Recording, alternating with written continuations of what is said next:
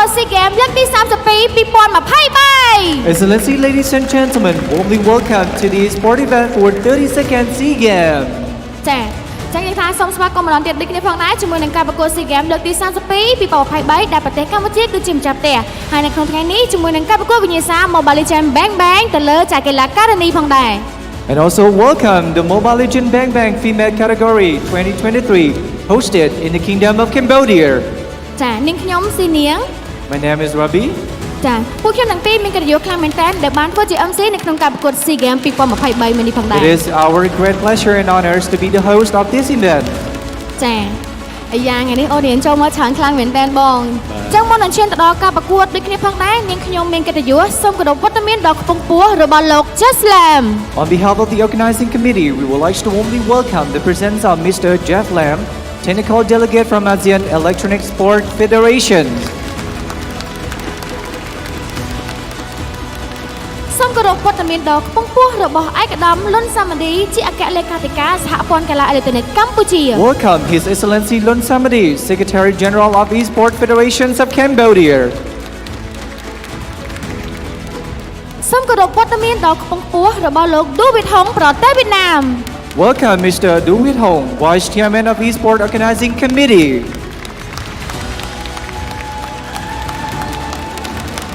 សូមគោរពវត្តមានដល់ខ្ពង់ខ្ពស់របស់លោកតូនីប្រទេសវៀតណាម Welcome Mr. Doni, Esport Organizing Committee Country Manager in Mindski Global Vietnam.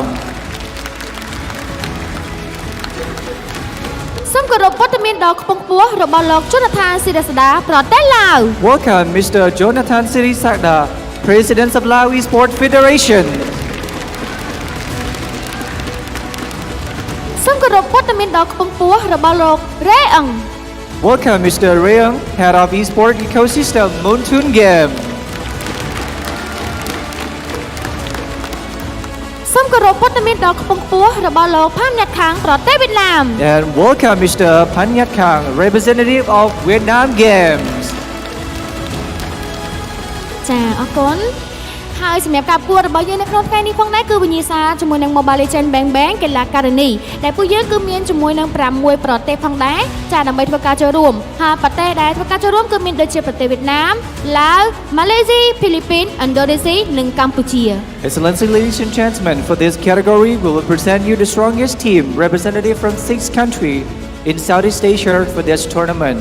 Please welcome Vietnam, Laos, Malaysia, Philippines, Indonesia, and Cambodia.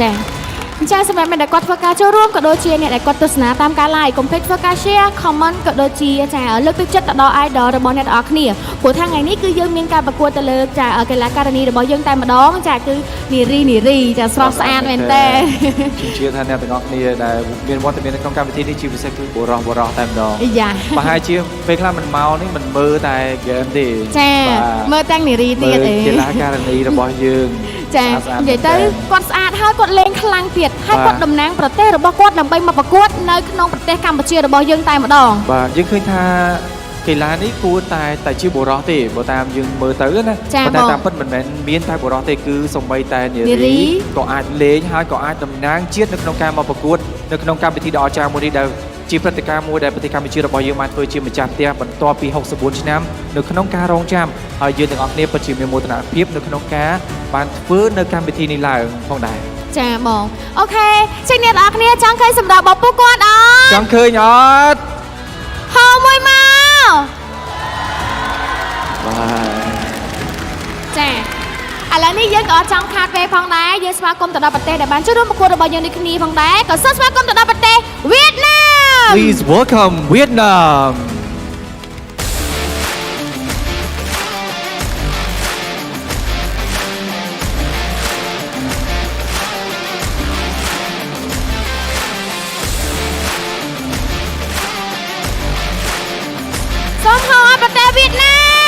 Ladies and gentlemen, a big round of applause to Vietnam.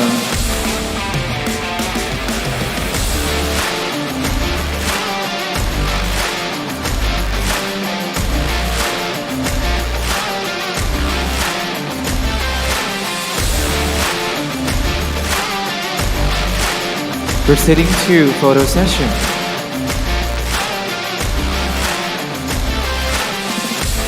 Ladies and gentlemen, once again, Vietnam.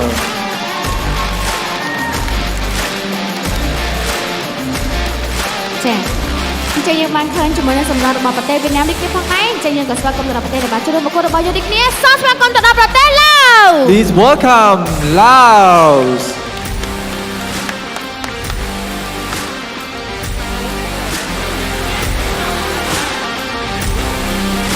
ប្រទេសនីមួយៗបានដើរមកយ៉ាងសន្សឹមជាមួយនឹងភាពអង់អាចក្លាហានក៏ដូចជាការជឿទុកចិត្តទៅលើសមត្ថភាពរបស់ខ្លួនឯងនៅក្នុងការប្រកួតមួយនេះផងដែរ សូមហៅប្រទេសឡាវមួយមក Big round of applause to Laos.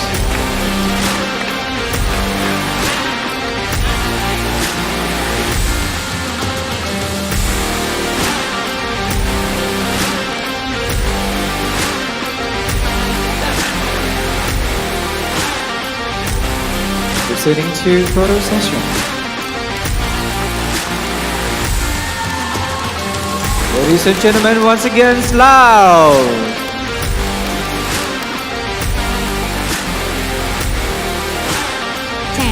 ចាយើងបានឃើញជាមួយនឹងកីឡាករនេះរបស់យើងនៅប្រទេសឡាវរួចហើយដែរអញ្ចឹងយើងក៏ស្វាគមន៍ទៅដល់ប្រទេសដែលបានចូលរួមប្រកួតរបស់យើងសូមស្វាគមន៍ទៅដល់ប្រទេសម៉ាឡេស៊ី Please welcome Malaysia.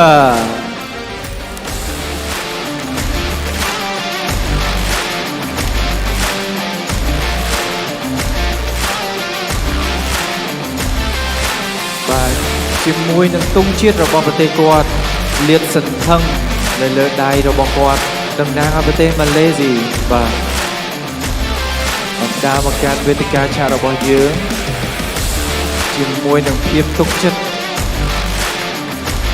ថាខ្លួននឹងអាចទទួលនូវជ័យជំនះបាន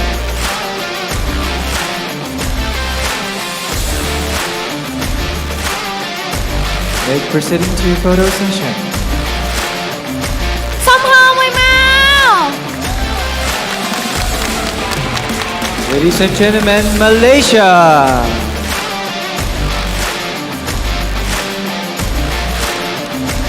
ចាអញ្ចឹងយើងបានឃើញជាមួយនឹងប្រទេសម៉ាឡេស៊ីនេះផងដែរឥឡូវនេះយើងក៏សូមស្វាគមន៍ទៅដល់ប្រទេសចូលរួមប្រកួតរបស់យើងសូមស្វាគមន៍ទៅដល់ប្រទេសហ្វីលីពីន Please welcome Philippines.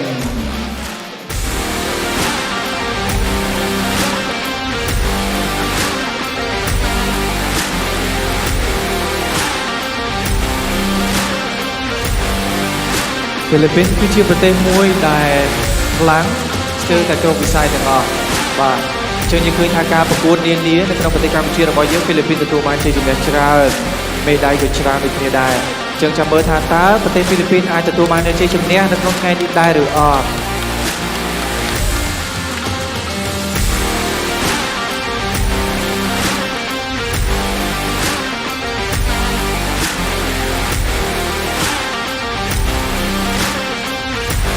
Ladies and gentlemen, once again, Philippines.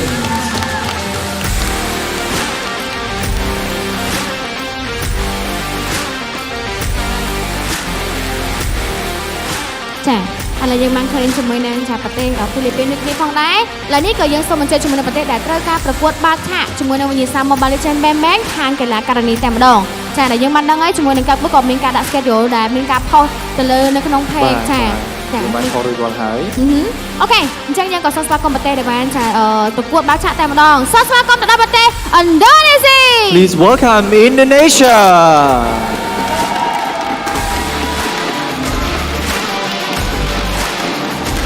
បាទឃើញថាប្រទេសឥណ្ឌូនេស៊ីមាន fan ច្រើនមែនតើដើម្បីមកគាំទ្រគាត់នៅក្នុងការប្រកួតមួយនេះយើងចាំទន្ទឹងរង់ចាំមើលថាតើប្រទេសឥណ្ឌូនេស៊ីនឹងទៅជាយ៉ាងណានៅក្នុងការប្រកួតមួយនេះផងដែរនៅក្នុងប្រទេសរបស់គាត់គឺជាជើងឯកតែម្ដងដែលគាត់តំណាងឲ្យប្រទេសរបស់គាត់ហើយគាត់ទទួលបានពានច្រើនខ្លាំងមែនតើចាពីប្រទេសឥណ្ឌូនេស៊ី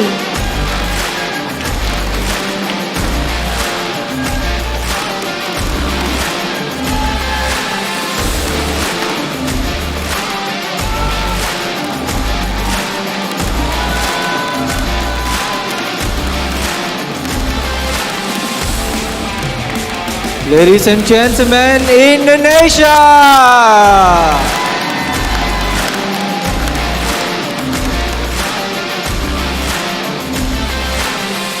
ចាឥឡូវយើង យើងបានឃើញជាមួយនឹងរូបសម្រស់របស់ប្រទេសចាឥណ្ឌូនេស៊ីនេះគ្នាផងដែរចាជាមួយនឹងប្រទេសដែលគាត់បានសារប្រកួតខ្លាំងមែនតើដែលយើងបានដឹងណាគឺជាក្រុមមួយដែលខ្លាំងអញ្ចឹងឥឡូវនេះក៏យើងស្វាគមន៍ទៅដល់ចាប្រទេសកម្ពុជារបស់យើងនេះគ្នាផងដែរសូមស្វាគមន៍ប្រទេសកម្ពុជា Will be the fans of Cambodia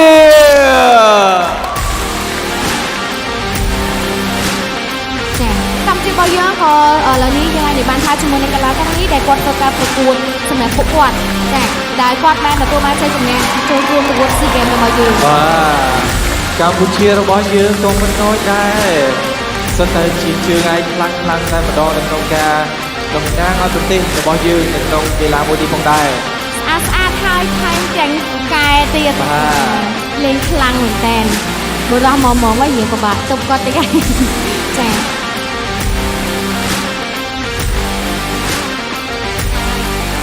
សូមហៅឲ្យប្រទេសកម្ពុជាមួយមក Ladies and gentlemen Cambodia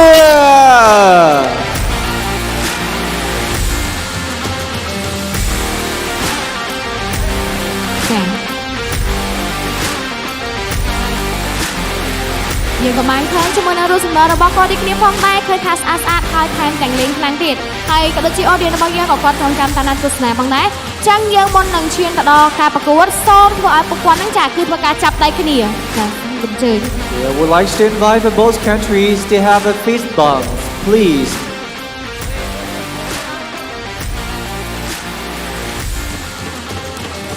ធ្វើការចាប់ដៃគ្នាដើម្បីធ្វើការប្រកួតចាមិត្តភាពនោះទេ Our slogan is Sport lies in peace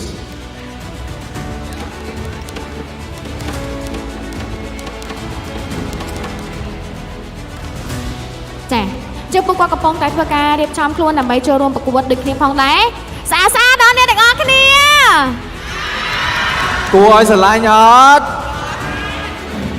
ចាស្អាតហើយលេងខ្លាំងហើយសំខាន់មាន audience ចាំគ្រប់គ្រងពួកគាត់ទៀតនិយាយទៅឃើញថាជាមួយនឹងការប្រកួតរបស់យើងអាចដឹងហើយថាពួកគាត់កំពុងតែធ្វើការដណ្ដើមសម្បត្តិគ្នាដើម្បីចូលរួមទស្សនាផ្ទាល់ដើម្បីឃើញរូបសម្រស់របស់កីឡាករនេះរបស់យើងចាគឺពិតជាស្អាតមែនចឹងពិតជាចង់ដឹងថាតើកម្ពុជារបស់យើងជាមួយនឹងប្រទេសឥណ្ឌូនេស៊ីនៅក្នុងវគ្គទី1នេះយ៉ាងណាអញ្ចឹងទន្ទឹងរង់ចាំទាំងអស់គ្នាក៏ដូចជាធ្វើការគ្រប់គ្រងឲ្យខ្លាំងជូនទៅដល់កីឡាករនេះរបស់យើងផងដែរបាទអញ្ចឹងឥឡូវនេះផងដែរខ្ញុំក៏សូមស្វាគមន៍ចាខូចរបស់ចាប្រទេសចាឥណ្ឌូនេស៊ីក៏ដូចជាប្រទេសកម្ពុជាឡើងមកលើវេទិកា We would like to invite the coach from Cambodia and Indonesia to come on stage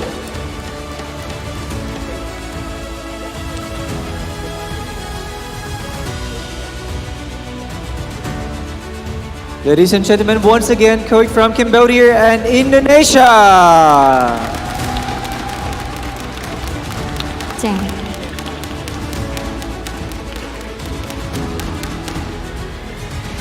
អាយ៉ាឃើញថាជាមួយនឹងអ្នកគ្រប់គ្រងគឺច្រើនខ្លាំងមែនតើបងបើយើងអញនិយាយបានថ្ងៃទី1ណាចាអូខេចឹងអ្នកនរខ្ញុំក៏ជាចង់ដឹងជាមួយនឹងការប្រកួតរបស់យើងដែលជាវិញ្ញាសា MLBB Sea Games ផ្នែកការកីឡាករនេះតោះអញ្ចឹងកុំឲ្យខាប់ពេលយូរក៏សូមចាប់ដល់ទូទៅនេះជូនទៅដល់ caster ដ៏សស្សង្ហាទាំងពីររូប Without further delay, I would like to work back to our caster. Please welcome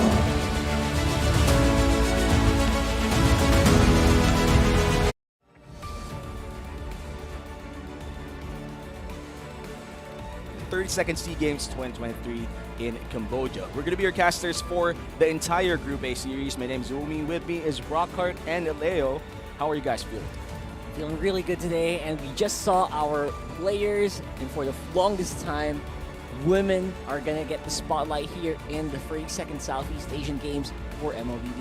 Looking forward to who's going to be taking home the gold, and of course the developing, growing, and very strong esport of MLBB to just make its mark once more, and we're gonna make history here this weekend. And I love to see all of these women compete for the 32nd Sea Games 2023 in Cambodia. We do see a lot of familiar faces from other women's league as well, and I have to say that these players are looking very ready to just destroy each other in the land of dawn. But when you saw them enter the stadium, who caught you? That we're about to watch right now, coming from Group A, it's Indonesia as they face off against Cambodia, starting it up. I'd like to think that despite Cambodia's home court advantage, Team Indonesia is still coming in very, very soon. That's right. We have 6 countries here divided into two groups here: Indonesia, Cambodia, Philippines for Group A. Group B is Malaysia, Laos, and Vietnam. Strongest teams from their countries in the first medal event for females here at the 42nd Southeast Asian Games. And the thing with the group stage right now is we actually only have 2 teams qualifying for the next round. So one team from each group here will have to say goodbye after the group stage. For Group A, the first 3 matches that we're going to watch with Indonesia, Cambodia, and Philippines, one of them will most likely go out. And looking at the region's strength, I have to say that Cambodia, the home country right now, they're looking to be the underdogs in Group A. Right, despite Cambodia having actually a lot of medals right now running in other sports here in the SEA Games, obviously very strong MLBB regions as well will be the Philippines and Indonesia. That will be in Group A. On the other hand, Group B, man, it's Laos, Malaysia, and Vietnam looking really good as well. Hard to read given how developed Malaysia, their MLBB scene is. Even their national team here in the women's division actually is quite robust. Thinking about how Laos is actually the representative from the Mekong region for MSC 2023, another big up-and-coming international event. I really don't know how it's going to look like. So, if anything, Vietnam might actually get the short end of the stick. And for today, we'll be coursing through the best-of-1 matches in the group stage. We're going to start off the day hot with an Indonesia versus Cambodia matchup. For match 2, we're going to see the Philippines going up against Cambodia. So it's 2 straight games for the home country. And for match 3, we're going to see Philippines versus Indonesia, a classic rivalry. That's right, this group is actually very, very stacked. And it's all up to Indonesia to kind of stomp on the Cambodian home court advantage that they have right now. It's actually very important to set the tempo for the day. Yep, and then later on, the later half of our competition and our broadcast, we'll be seeing the semi-finals. Again, those who come out on top through the group stages, through the best of ones. And I can really only imagine what Group B might look like. Because again, as mentioned, I still don't know how to read it. My call is maybe Vietnam is the one who doesn't make it, but it would be weird if it's Malaysia who actually drops. You know, it's really hard to read these teams as well because there's not much, I would say there's not much data compared to other teams in the other regions as well, or in other leagues such as pro and amateur leagues. We only have like, I think other women's tournaments to actually scout out, and a lot of the power levels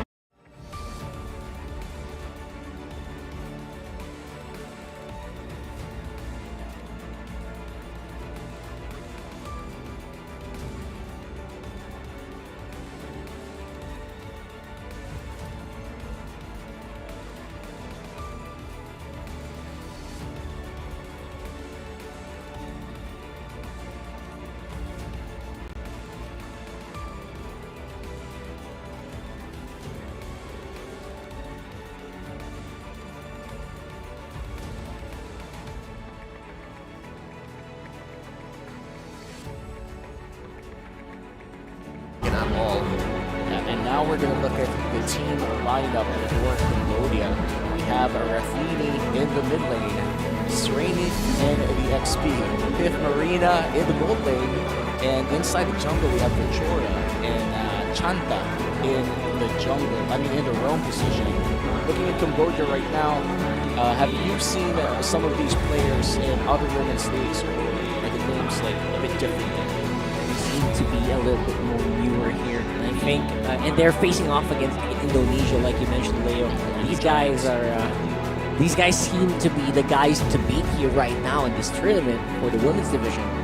I think Team Cambodia, the Khmer representatives, are going to need every single bit of that home court advantage. Cambodia has, I'd say, close to a established MLBB scene. They do have their own professional league, and I'd say it's not, they're not lacking in any tournaments or exposure. So yeah, no, Team Cambodia here looking strong, despite their names not having as much of a ring as compared to possibly Team Indonesia. They're going to be on the first pick here. So given the current landscape of a professional MLBB, the competitive nature of our game right now, that's a huge advantage. Being on the blue side, if I'm not mistaken, there's what, a 56% win rate for the blue side right now. That's actually insane, mainly because I think we still have that pattern in the red side where we always have to see the 1-1 or the Joy Ban. Let's see if it persists here in the women's division for the 32nd SEA Games. Let's look at Indonesia a bit.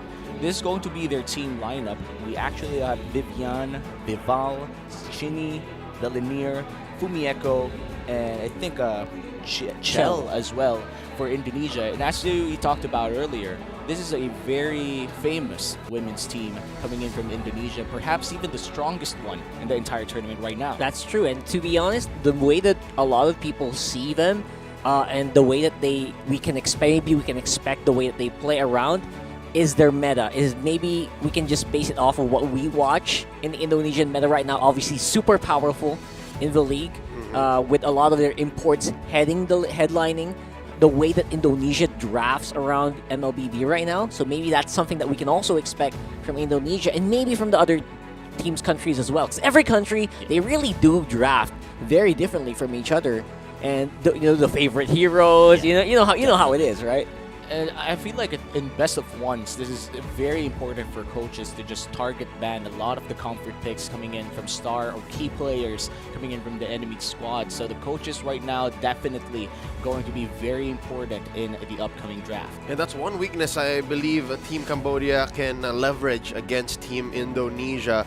A majority of their players, if not all 5 playing for Indonesia, are coming from Bigatron era. Again, it's a team that we all know, and there's a lot of footage, a lot of material that Team Cambodia could have studied and watched. And yes, they can target the draft, they can target the heroes that the Team Indonesia wants, but I'd like to present a counter-argument. It's their playstyle that actually just makes them such a successful team for the better part of the past 2 or 3 years in the female division of MLBB. I can expect that come the first, second minute, their jungler's going to come in, take everything away from you. And I think that's one thing that after the draft, Team Cambodia have to watch out for. They have to make sure that they maintain their constitution, they stay to the course, and that they don't let Team Indonesia get what they want. I think that's the Indonesian meta, right? Maximum aggression every time you're given an opportunity. And that's definitely translated to the women's team that where we've seen them play time and time again for the past 2 years. Definitely toe-to-toe with the current leader in MLBB in terms of region power, which is the Philippines. Looking at this matchup, I would say that hopefully they do have that I would say newer heroes in the rotation right now. I'd like to see a lot of Arlet, hopefully some Joy as well. These are heroes that I think during the last big women's tournament wasn't really available yet. So hopefully the XP laners or perhaps even the mid laners have picked up a few new tricks to show up here in the 32nd SEA Games. And in terms of the meta, I would say that Arlet plays a very big role in terms of team fighting. I will completely agree with that. Arlot, as long as the other hard CC engaged tanks alongside Atlas, I think will be very much viable and very much coveted here, considering the way that these heroes just rely so much on the CC, which is actually a big factor right now because of a certain Gimp in the roam role. There's a hero there that we will be missing out later on. We'll talk about that in a bit. Yep, if I'm not mistaken, until May 16th. Yes, until May 16th. Diggy is currently in global ban state. Yeah, there's a mechanic in the hero that just makes it incompatible with current competition. So with that being said, yeah, Arlot, a hero that has such great CC, great crowd control potential, will be playing a big role. Again, Fredrin, super important as well. Yeah. And now going into the draft, we see here Cambodia took out the Fanny and the Eve, while Indonesia takes out the Joy. That's their most banned hero from the recently concluded Professional League playoffs. Can expect to maybe see a Claude taken out. And it'll only be the Arlot I think both teams want to have the Fredrin open because if we're talking about how they want to maintain control of their jungle and keep their plan rolling, that Fredrin's going to play a big role in that. And looking at the bans coming in from Cambodia, it seems like they respect the jungler coming in from Indonesia a lot, taking out the Fanny and the Ling. Despite Ling not really being inside of the S tier picks of the current meta, the Fredrin is still open. Indonesia can opt to take away the Fredrin. And blue side Cambodia, if ever Indonesia opts to not ban that Fredrin, they could potentially secure that Fredrin for themselves. But going back on that Diggy, we have to say that there is we have observed a visual bug to Diggy's lock settings and against passive ability, allowing the user to see the opponent outside its vision range. With that, we are going to see a global ban coming in for Diggy up until May 16. So right now, we are going to the first pick. The Fredrin is still open to take for Cambodia. Are they going to take it? That's a hot pick right now, the Fredrin, but also the Arlot. You can probably toss a coin there, and that's probably going to land either one for the first pick.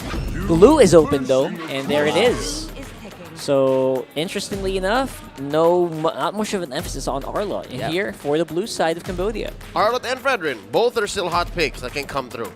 Yeah, Arlot and Fredrin could be locked in here by Indonesia, and I have no doubt they could definitely play this. We do know that Arlot has a very steep learning curve, but we're talking about the best women in MLBB right now for Indonesia. So they might have picked up a few tricks or two, and I am gonna wait for that Arlot and Fredrin. What else could we see? In terms of the gold lane, the 1-1 is the only ban, and there are still a lot of powerful picks in the gold lane as well. There's a Valentina tied for #1 pick in Indonesia alongside Farsa, who should be coming up soon. Interesting. The Martis, not much of a focus in the professional leagues of Cambodia. So I'm guessing this is an answer straight to the Fredrin. It's basically just for the jungler of Team Cambodia to go toe-to-toe with the Fredrin. That's an interesting way to approach the draft, right? Straight up answers. We're not really seeing the whole of the composition yet. We're not seeing any idea of how they're planning to approach this. Even with the Kufra, that's actually quite a beefy lineup for Cambodia. Really beefy lineup for the side of Cambodia. And I love the smartest pick against the Fredrin. Though it's not definitely to kill the Fredrin, it's most likely to just have CC immunity so you don't get taunted or stunned while you go in for that retribution. What will Indonesia pick for their last or their third pick in the first rotation?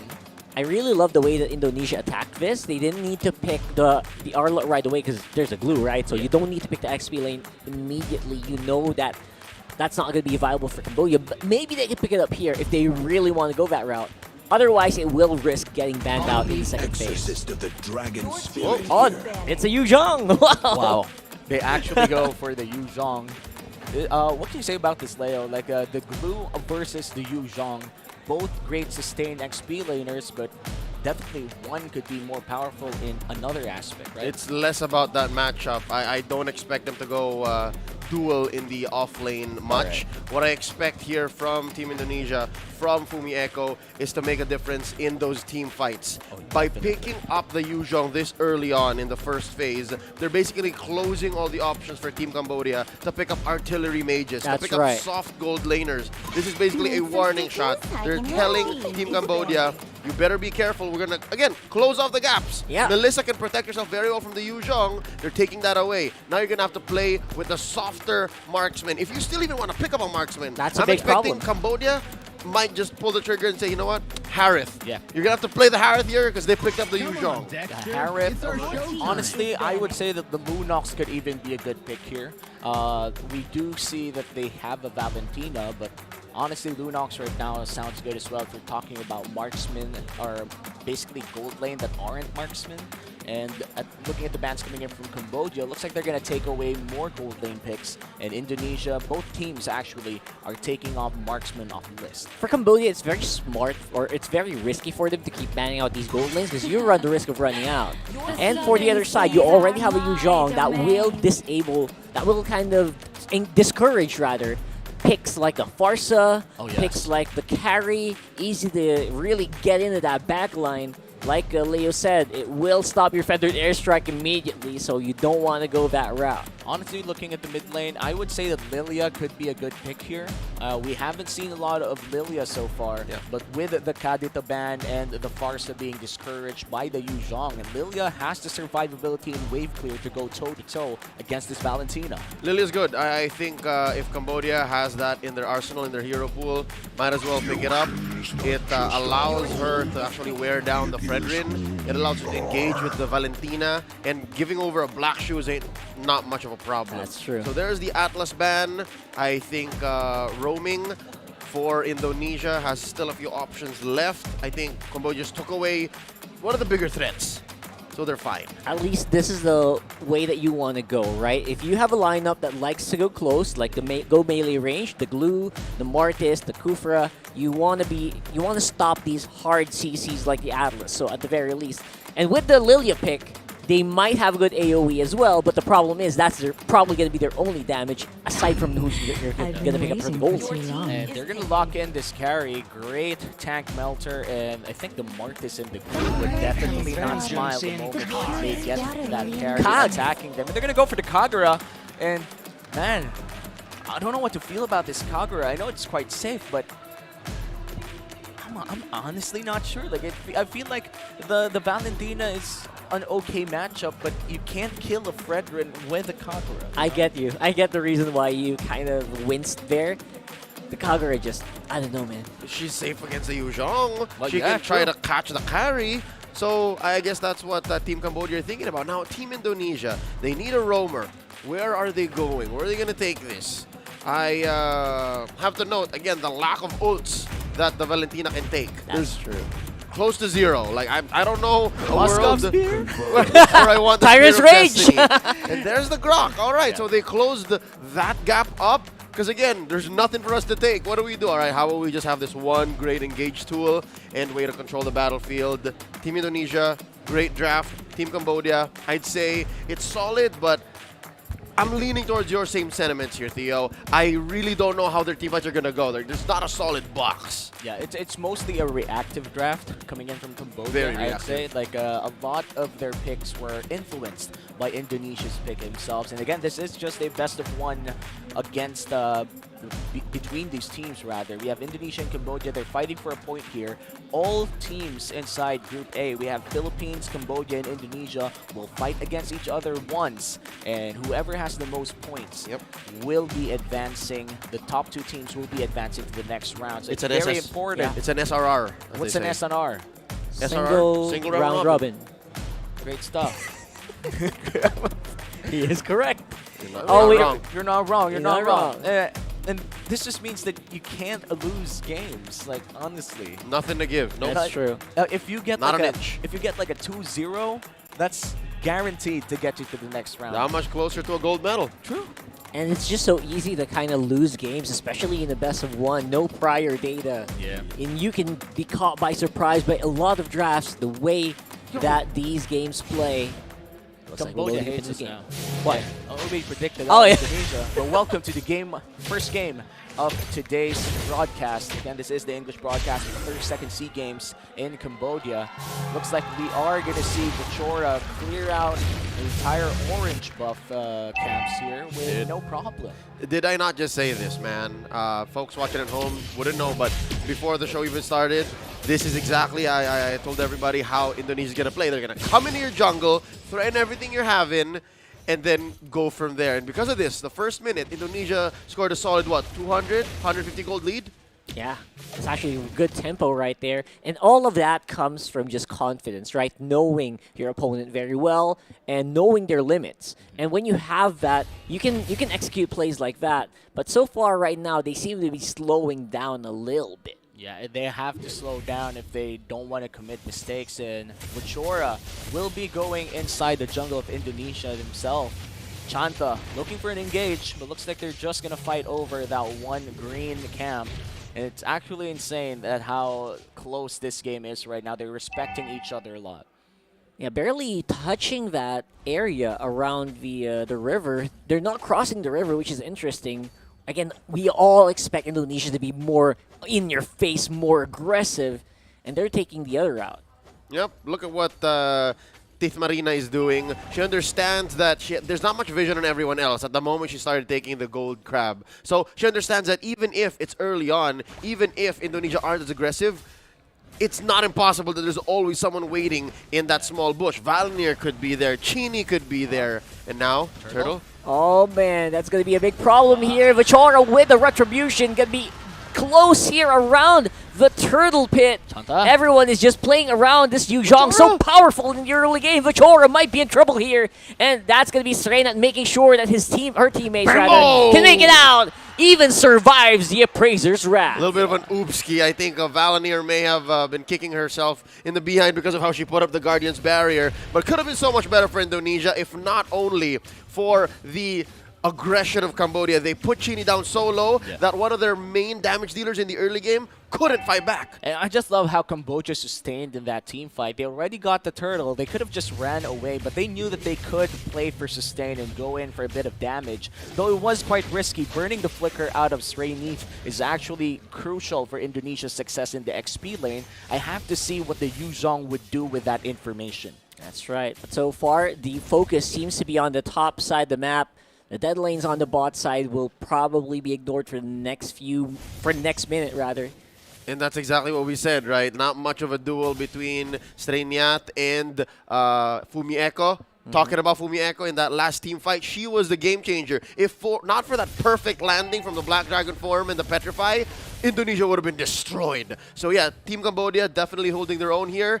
This might be a fight up top. Oh! This is the wild charge. No one home! That was a little wild. Yeah, it was a little bit wild, but Valnir does find Vachora. Yep. Bit of damage coming in from the Mortar Coil in Cambodia right now. Still up by 100. Or did not Vachora find Valnir? Something tells me Valnir's a little off today. Again, that Guardian's barrier, that weird wild charge up top.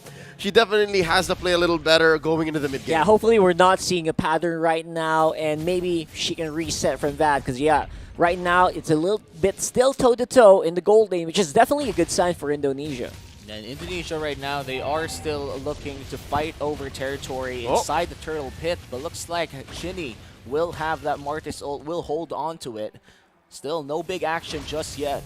Yeah, Cambodia looking for an angle. The tanking as a Cambodia's lineup seems to be really, really enabling them to just dig deep. Right now, it's going to be Fumi Echo and Valnir in the front line. It's going to be a non-moving Yu Zhong forced to fly away, trying to get some shot essence into his body, but will not result in much as he does go down for first blood. Valnir might be paying the price too, and that's another kill going to the hands of Cambodia. Vival trying to run away after securing the turtle, will be able to run with her life. But the purple will be the price to pay. Indonesia, they kind of lost a lot there. At best, it's a wash. But realistically speaking, I think Cambodia came out on top there. I guess this is how you answer the well-known Indonesian aggression. You just put up a brick wall right in front of them. And for the main part, it was Sreinith, Vachora, and Chanta who did that. Not much from Tith Marina yet, and not much from Rathiani, because again, we're waiting for the mid-game power spike of these core heroes. But yeah, no, even if Team Indonesia got the turtle, it was too little too late. Look at the rest of them. Valnir's gonna go down here. Oh man, and ironically, it's Cambodia who's actually playing around with this wall, this literal wall right now that we have from Valnir, which actually is resulting in Cambodia enabling a little bit more aggression here. Yeah, but there's a push by Chell, so I guess that's one thing that Team Indonesia can build back up on to try and win a little bit of the mid-game. And right now we are still dead even 6 minutes in. We have seen a lot of objectives being traded, a lot of kills as well. Cambodia holding on very well. Even if we do view Cambodia as the underdogs against Indonesia, they're playing exceptionally against a very aggressive team. I'm still looking for the good setups from Rafeani. I feel like I need to see these big plays, or maybe their lineup relies on these big plays for it to be actually viable. Maybe we'll see that later on. Right now, they are just building into the items for the Martis and, of course, for the Moskov. Yep, I think Tith Marina is going to be key here, and it's good that Cambodia have invested in her pushing that lane to try and get back from what Chell has done. Now they're going to be first to the scene. Wow. Sreinith, man, so much time. Oh, Sreinith, it's a 4v1. Will not be able to survive even with the split.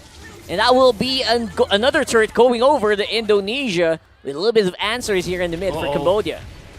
Umi Echo goes in with the Black Dragon form. They're going to go for the first tier turret here in the mid lane, but nice taunt coming in from Vival. Takes down the Kagura. It looks like the Martes has to run away. No! A double kill for the Fredrin. And looks like the purple will be rushed here by Vochora. They're going to go in. A lot of Mortal Cold damage, but looks like Vival will be going in for the retribution as we head on to a very short pause. Indonesia coming up on top. 7 minutes in, Team Cambodia have had answers to what's Team Indonesia's best-known traits, right? They had an answer to the aggression. They had an answer to the early game damage. They had an answer to the invade. But right now, Team Indonesia have presented another weapon. I'm glad that we're going to be able to have some time here to try and understand and analyze what's going on.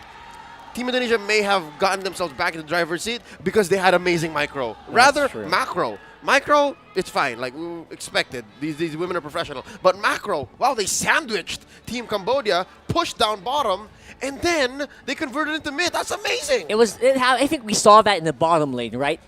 The Glue did not expect that much damage. And he basically underestimated the opponent. So that's why Indonesia, they came out with a free kill on the bot side, and they got more advantages after that. Yeah, and the cross-map plays coming in from Cambodia definitely tried to even out the score. A lot of pushes coming in from the gold lane on the side of Cambodia, and then XP lane for the side of Indonesia. They did have a trade for the turret, but that mid-lane team fight came out really big for Indonesia. Fumi Echo going in for an early Black Dragon form to zone out a lot of people out of the first-tier turret. Then going to that big taunt coming in from the Fredrin as well definitely gave Indonesia this big edge that they have right now. The gold swing came from 400 gold from the side of Cambodia all the way to 900 gold to the side of Indonesia. So there's only really two ways to play Yu Zhong in the current atmosphere, in the current landscape of the game. It's either you're early, again, to do that, to zone him out, or you're late. You come in as a late entry Yu Zhong to do some cleanup, and so far Cambodia knows that. I believe the Cambodia women's team, the Khmer team, have employed a little bit of extra help prior to the competition to get some extra preparations. So far in the first minutes, in the early game of this matchup, in this best of one against Indonesia, it's showing. But how do they bounce back from this? I'm guessing that one turnaround in mid is going to be, I wouldn't call it a death blow, but unless it is, then that's going to prove that Indonesia is going to own the rest of this game. Because, again, looking at their lineup, Cambodia is rocking a Glue, a Martis, a Kufra, a Moskov, and a Kagura. Unless a Kagura comes in clutch right now. Theo, Carl, you know, he was very skeptical about that Kagura. If it doesn't do anything much in the next 5 minutes, it's over. That is true. I mean, I mentioned it as well during the game. I'm still waiting for a big play to happen, because that's the only way, right, that you can actually utilize a Kagura, where we're not seeing it as often. I think her assist is rather, I think, at 1 or 2. She's not dying, but she's also not doing much either. Yeah, and it's, when you play a Kagura, we do know that Kagura is a very safe burst mage, and you do have that Kufra on your side too. So maybe they're waiting for that one big Kufra setup, but alternatively, they could be also waiting for that big yin-yang overturn before actually going for that Kufra. But into the game we go. It's still 2-4, 7 minutes in, and look at this. Indonesia is just owning the map right now, not even giving space to Cambodia. Yeah, Rafani, we need that play. That's the only way that her team can actually come back here. Otherwise, it's going to be Indonesia for the picking. Wow. Looking really good. Even Srianity right now just getting demolished by the shred of that carry. Man, my goodness. It's going to be so hard for Cambodia to defend now. Indonesia went from the back. They didn't even go to the front door. Both doors were locked, and they still chose the back door. They cut the line there, literally and figuratively. So now, Sriniat picking up the Kiras here. Not going to do much against Chell in the late game, because it's still, you're playing against true damage. Interesting pickup by Chini. Yeah. You know what? You got to split that Valentina, man. Yep, I get it. At least, even without any solid offensive or teamfight-oriented ults, she can get creative. I'm guessing it's not a totally lost cause for that Valentina. Going in for the split, but Chanta. Kufra Oh! going in for the setup. Doesn't really go in for the ultimate as well. Gets a lot of damage coming in from Fumieko. Was it worth it? That's a great entry, but the backup was just a little too far away. Maybe it could have been better communicated. We'll see. Maybe that was just a temp check, but definitely it's Indonesia showing that they have the damage if you try a play like that. Yeah, they're going to go for Valanir. Chell is in the vicinity, and Moskov is nowhere to be found. This might be too dangerous for the Blue, and he There gets it stunned is. up. It's a one-man wild charge. Srenat forced to split out of there, but looks like Kanta did not get the memo. Forces the flicker out. That's Indonesia with full Vachora? control of the Lord Pit. Vachora Oh, on the back no. can't even go for the 50-50 retribution. Will also go down to Cine. And there it goes. Indonesia coming out on top with the Lord. 2 turrets for a Lord. Clear communications breakdown for Cambodia. The most clear approach that they had was Tith Marina. Tith Marina was just working. She was just doing her job down bottom. That's the best case scenario Cambodia can walk away with. But in that team fight, in the Lord Pit, man, they were of 2 or 3 different mindsets there. And it's sad that, yeah, not even thinking of a possible contest from Vachora, but she did buy time. So I'm guessing it went from worst to bad. There was Yeah. definitely much more Cambodia could have lost on the swing back. I mean, this is still just a level 1 Lord. Easily defendable by Cambodia if they're able to play their waves right. But looking at how Indonesia is setting up their push, all 3 waves are pushing together with the Lord on the top side. This is going to be a massive push coming in from the Indonesian squad. There's going to be a clear on bot side and also a 2-man defense for Cambodia in the mid. But looks like even that will be breaking down as we do have Cambodia focusing on the Lord instead on top side. Tith Marina, all eyes on the Moskov right now, just waiting for an opportunity to go for that free hit.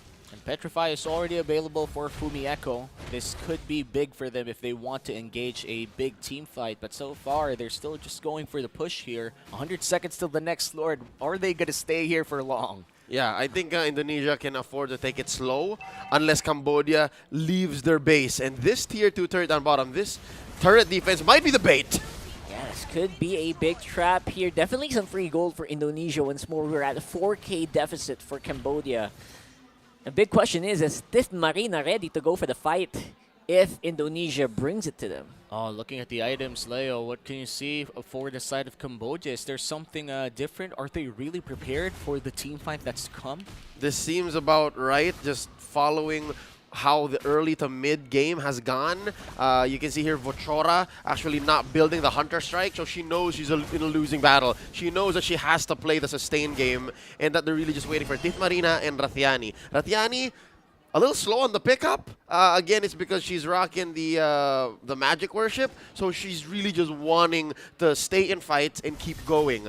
Tith Marina, though, well, she's on her 3rd, 4th core item now, but with the way Indonesia's ahead by about 4K gold, I'm guessing she wants the 5th item. She wants to That's just right. go all in. Yeah, and Tith Marina is not really that behind against Ina or Shell here. Just short of the 800 gold, Yeah. which is actually good for Cambodia. If they're able to protect Tith Marina, this could be massive, or they could even mount a comeback here. It's like basically like half an item behind, so that's not far. So all Cambodia is waiting once more is, again, just waiting for the good setup That's right. coming in from Chanta, but Indonesia's just not giving it to them. Nope, not gonna happen. Chanta had a hot early to mid, but right now 12 minutes, 30 seconds in, not as easy. I think Indonesia understood their approach. They understood the way. See, look at how Valanir just checks in. Yeah, just go ahead, straight to the face, walking up, no special Oh, movements no. needed. It's Fumieko at the 2v1, and Chanta just going down to the power of Indonesia. The Flying Dragon of Fumieko forces a flicker out from Srenat, and that looks like that's going to be another Lord almost fully secured by Indonesia. 13 minutes in, Vachora still looking for an angle here. Could Mortal Coil all the way to the Lord bit, but he Too early. realizes that it's a little bit too early. Still half HP on this Lord. They're going to go for the jungler, and Vachora is going to go down. Yeah, Rene, he has the umbrella, but no. just no execution right No, now. wait It's a the minute. one-man army of Tith Marina, and it looks like even that will not be enough. Chanta just way too late to the party on the revive. I almost thought Tith Marina could do it. Nope. call yourself a one-woman army, but the key word there is one. There's a reason why it's on front, right? There's just one of you and 4 or 5 of Indonesia. Yes, Chini fell, but you're still playing off of a goal deficit. You're outgunned and outplayed at this point. Indonesia, 7 kills ahead, 5k ahead. Luminous Lord, this might actually hit critical mass. That actually hurt me, man. Rafeani had the umbrella in the middle of 4 people, but did not pull the trigger. I was waiting for it. Maybe there's a slight miscommunication issue coming in from Cambodia, but Indonesia, they're yet to end this game. They have the Lord in the mid lane. Valanir could go for the big engage here, but looks like Vachora will be the ones to clear out the Lord. They still have 3 inhibitor turrets up for the side of Cambodia, but here comes the Black Dragon of Fumieko. Yep, Fumieko looks like she's receiving the call right now, getting ready to zone it out, and there's very little that Cambodia can do about it. Even on the bottom side of the map, we will see that Vachora is also just trying to scrounge up some gold, getting ready for the fight. Shanta, again, stunned up before you can go for the set. Rainy might just go down. Look at the damage coming in from Shell. And they're going to go for the push here. Bot lane, mid lane, call it dibs because Indonesia will be able to take down 2. No wave in the mid lane, but they could potentially just wait for it. 2 people down for the side of Cambodia. Can they defend this 5-man push coming in from the Indonesian squad? Dibs.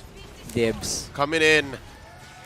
That's going to be a beautiful entrance from Vachora. A lot of people were stunned up, but again, no follow-up damage coming in from Rafeani. Even Tiff Marina right now, even with her items, cannot really slow down Indonesia. And that's going to be the ID squad coming out with a 1-0.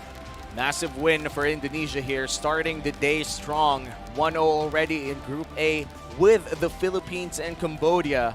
It's going to put a lot of pressure on the home crowd and the home team after that loss. If there's anything that Team Cambodia and the rest of the Khmer in the studio, in the arena, where the SEA Games are being held, can hold on to, is the fact that at least they had a bit of the early game, right? Team Cambodia put up a fight, and again, when the tables turned, somewhere in the, 8-9 minute mark, that was the true test. Yeah. And I think Indonesia just knew better, knew faster what to do at that moment, and that's where you see their experience. That's the reason why currently it's undisputed. They are currently the strongest women's team in our esport. So with that being said, you're right, Wami. I just have to go back to the main statement here. Cambodia is not in a good spot right now because they're about to go up against what? Possibly the second best team in the women's division against Team Philippines. Yeah, Team Philippines, definitely, if not the strongest region right now in MLBB. They have a lot to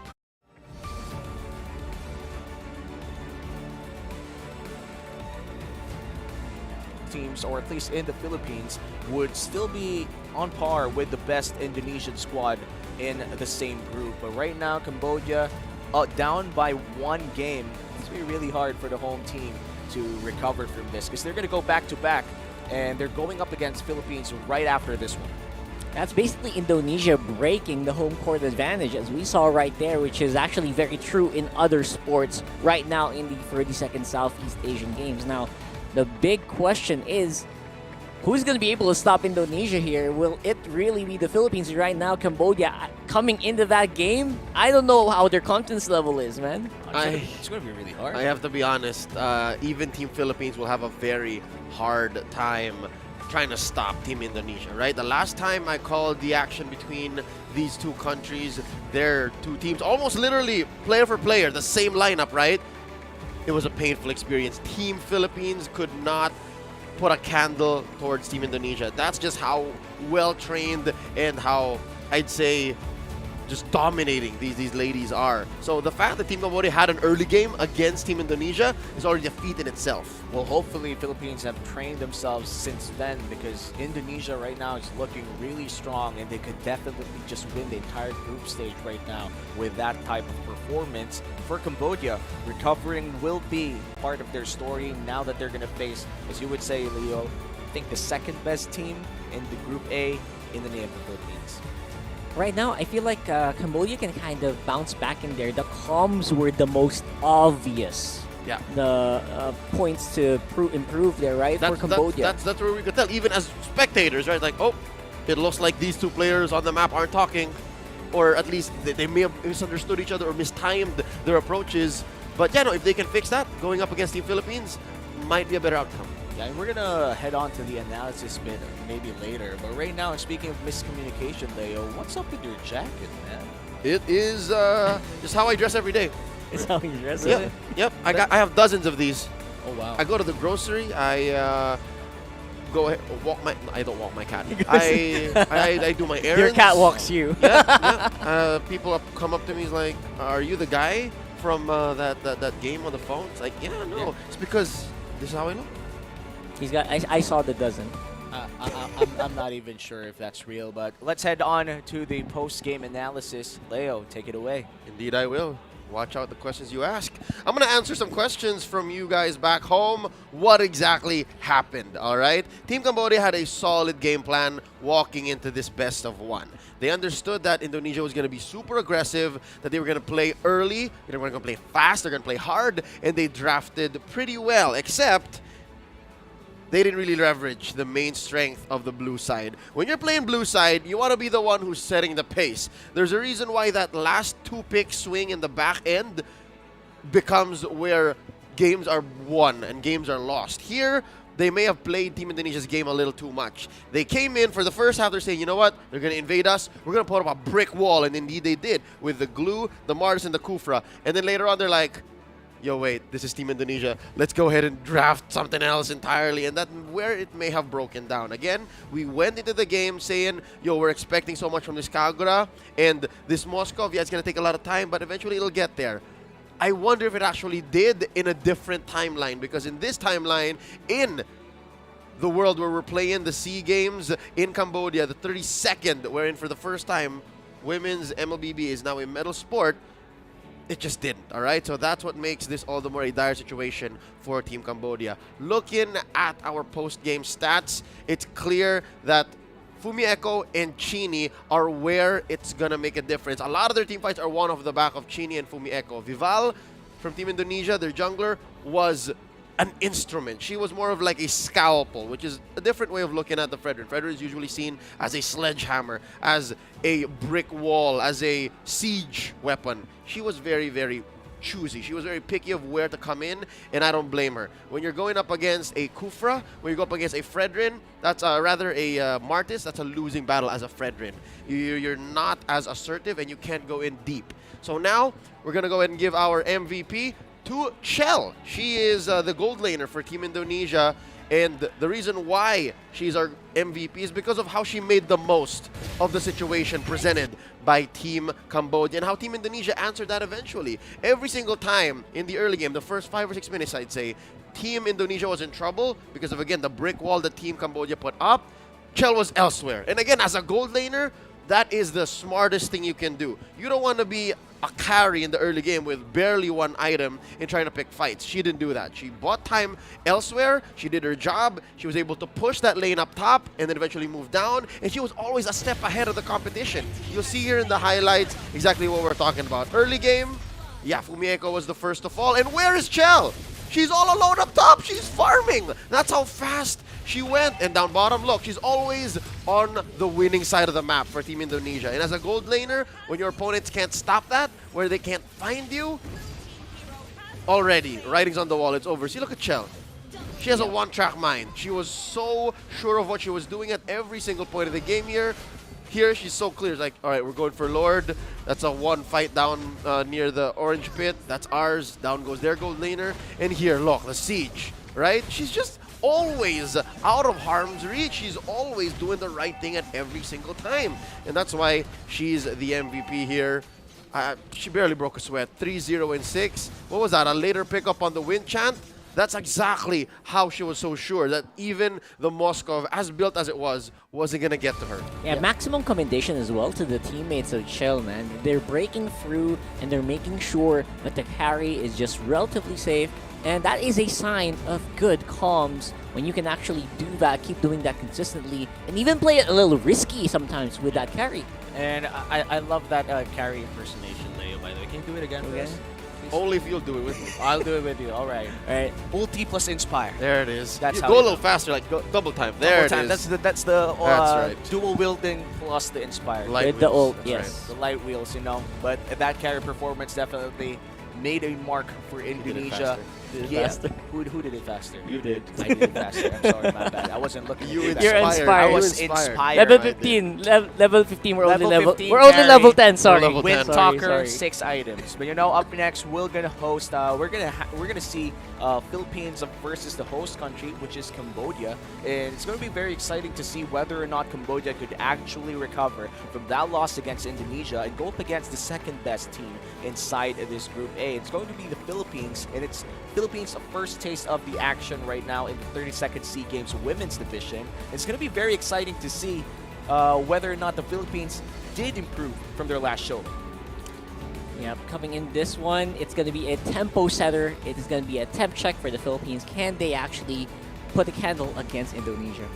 They'll have to go through Cambodia first. Yeah. And if ever this goes towards Cambodia's way, if again that home court advantage proves to be the game changer for them, then yeah, the Philippines have to level up and take down Indonesia eventually in this SRR situation. And in that case, then there's going to be a three-way tie. I don't want to get there. I don't want to think about what A little too happened. far ahead. Yeah, it's a little I too know far what you ahead. mean. But there's like a fear of elimination for all countries inside the group stages Oh, yeah, right now. definitely. The only there are only 2 teams that's going to go to the next round. So right now Indonesia's feeling a bit safe here with a win against Cambodia. But if Cambodia loses against Philippines, it's going to spell a bit of a disaster for the home team. So it's going to be, I would say, very interesting to see whether or not if they're going to find themselves in that hole, or will they try to force a 3-way tie, as you said. That would be interesting. If it gets there, man, I don't know. All right, let's see if it gets there. But don't go away. The official English broadcast of the 32nd SEA Games MLBB Women's Tournament. We'll be right back.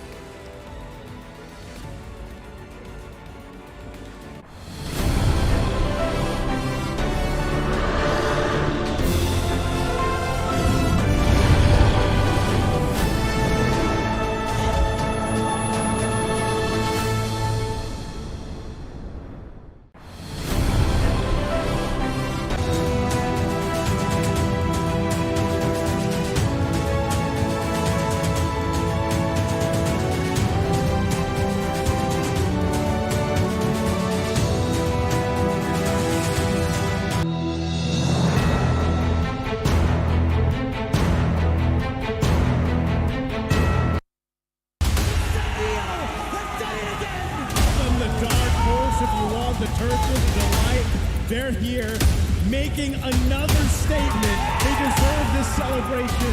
3G World Blade North America has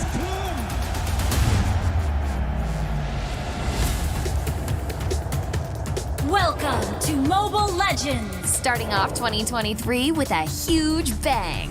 The M4 World Championship by Mobile Legends Bang Bang Esports achieved one of the highest peak concurrent viewerships of 4.2 millions, setting the tone for the year. And with the MPL seasons and official tournaments going underway in their respective regions, we know that fans across the globe wanted more. Taking place in Phnom Penh, the vibrant capital city of lovely Cambodia, for the first time in MSC history, this year's cup will include non-sea representatives. And why do this and include international teams? The objective is simple: to improve MLBB esports level and ecosystem, evolving an established regional brand into an international championship, one without borders. MSC 2023 is a testament to the increasing demand and support from fans across the world. Hashtag See the World.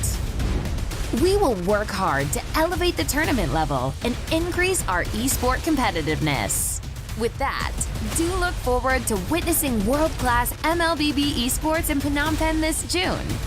See you there, and see the world.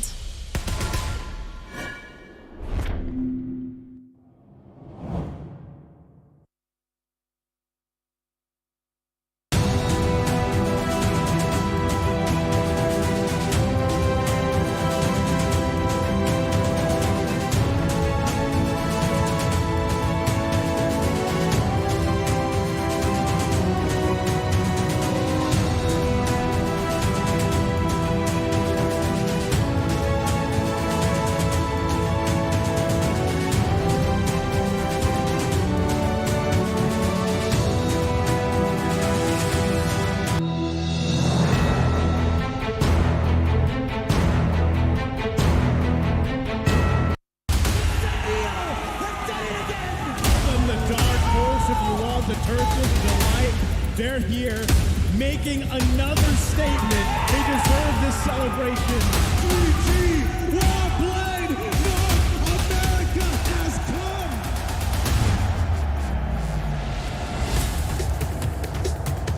come. Welcome to Mobile Legends! Starting off 2023 with a huge bang. The M4 World Championship by Mobile Legends Bang Bang Esports achieved one of the highest peak concurrent viewerships of 4.2 millions, setting the tone for the year. And with the MPL seasons and official tournaments going underway in their respective regions, we know that fans across the globe wanted more. Taking place in Phnom Penh, the vibrant capital city of lovely Cambodia, for the first time in MSC history, this year's cup will include non-sea representatives. And why do this and include international teams? The objective is simple: to improve MLBB esports level and ecosystem, evolving an established regional brand into an international championship, one without borders. MSC 2023 is a testament to the increasing demand and support from fans across the world. #SeeTheWorld. We will work hard to elevate the tournament level and increase our esport competitiveness. With that, do look forward to witnessing world-class MLBB esports in Phnom Penh this June. See you there, and see the world.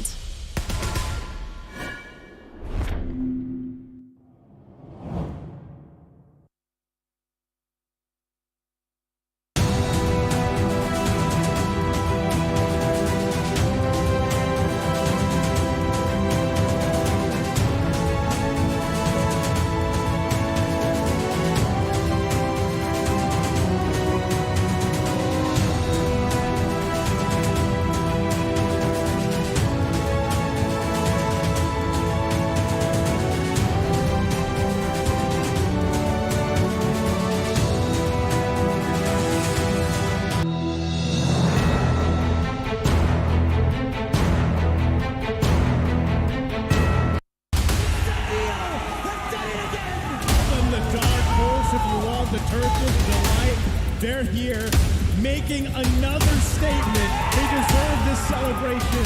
3G Warblade, North America has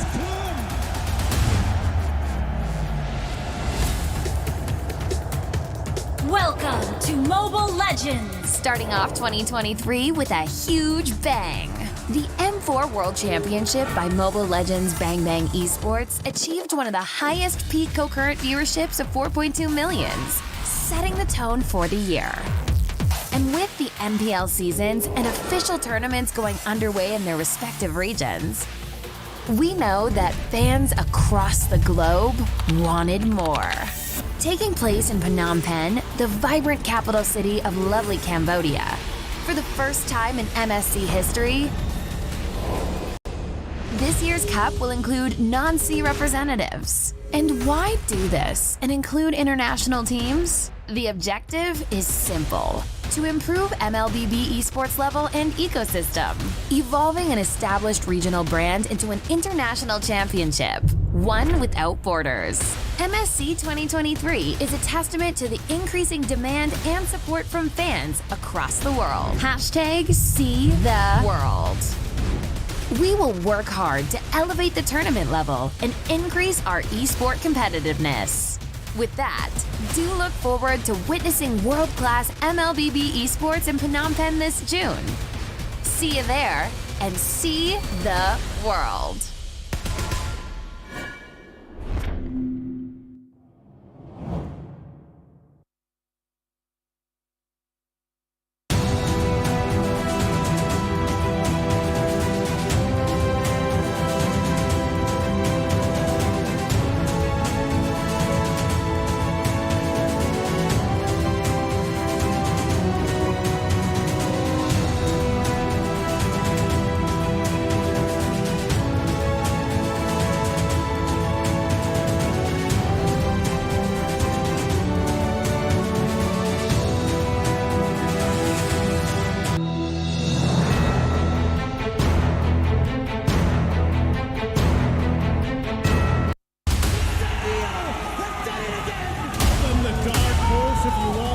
torches, the light. They're here making another statement. They deserve this celebration. EG, well played. North America has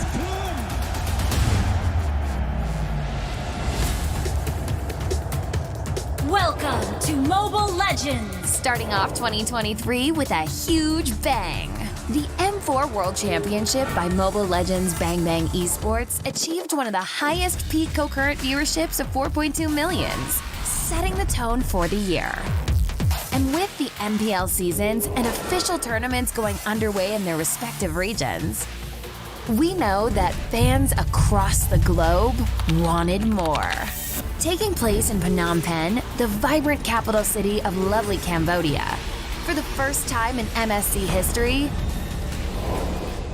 this year's cup will include non-sea representatives. And why do this and include international teams? The objective is simple: to improve MLBB esports level and ecosystem, evolving an established regional brand into an international championship, one without borders.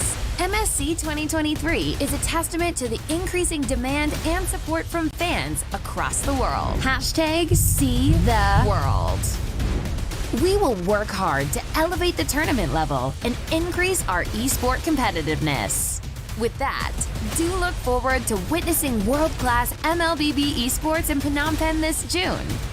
See you there and see the world.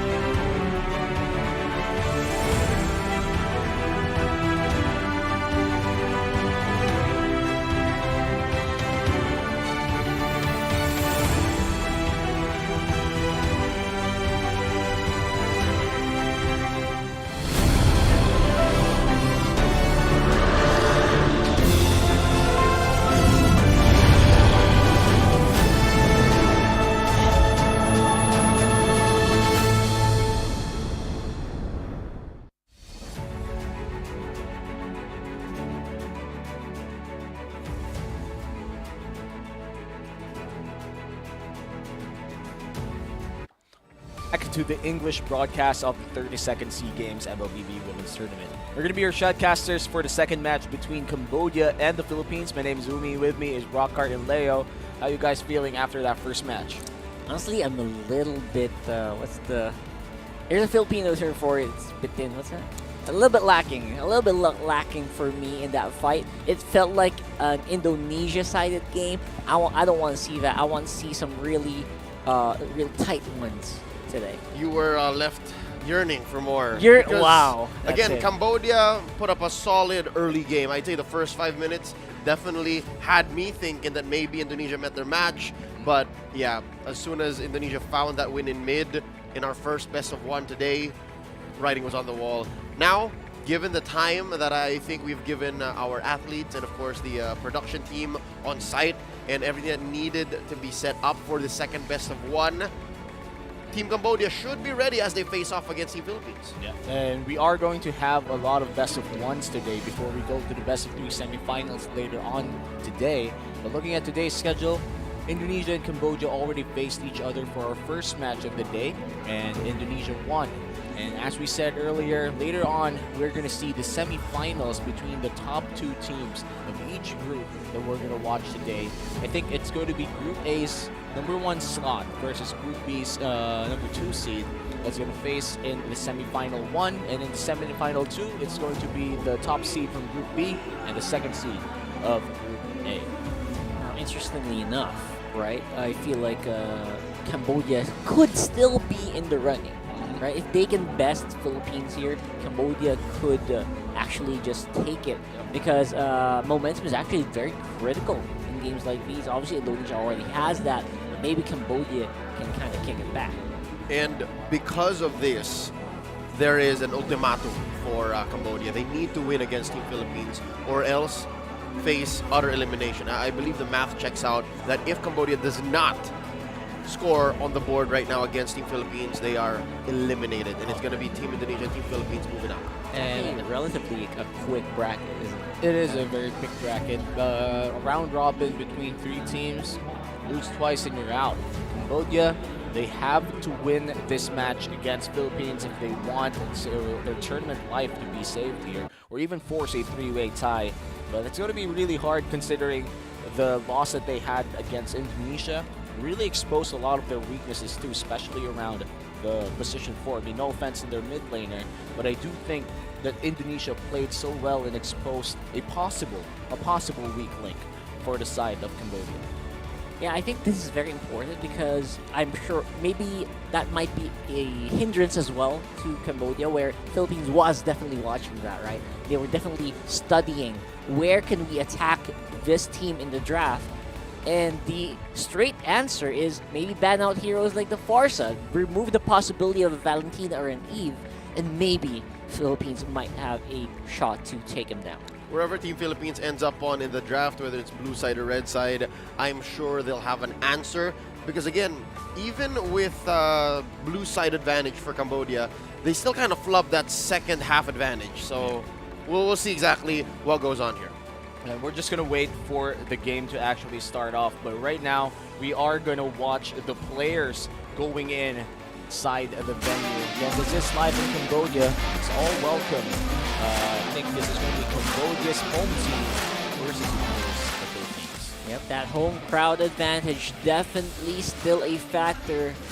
I feel like it got a little bit broken earlier, and maybe this time around they can start riding on the hype, riding on the momentum they have, with a lot of Cambodian fans also starting on the venue. Yeah, one may say they got rocked against Team Indonesia, but I'm happy to see them still smiling as their opponents march in. This is Team Philippines. For the better part of the past couple of years, they have been playing together, and locally they've garnered a lot of success.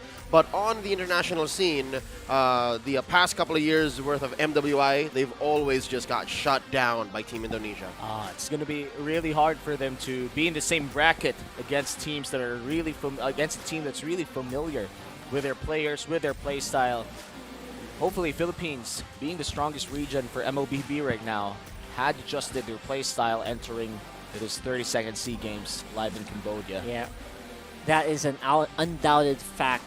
The region that sports some of the best talent in the world, imported all throughout Southeast Asia.